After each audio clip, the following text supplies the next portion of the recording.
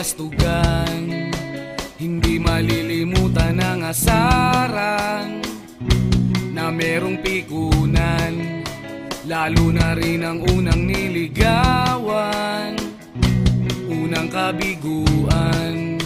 At dyan nasiseryoso ang usapan, ang pagdadamayan ng tunay at tapat na kaibigan.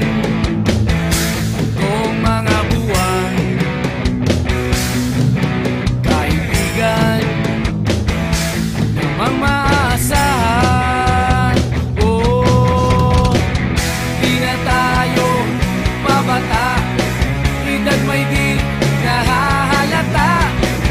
Sa mga trip, unti-unti na tayong nagsasawa. Pero kahit ganon, barkadang matatag hanggang sa ngayon. Minsan man magkita, tiyak may kwento.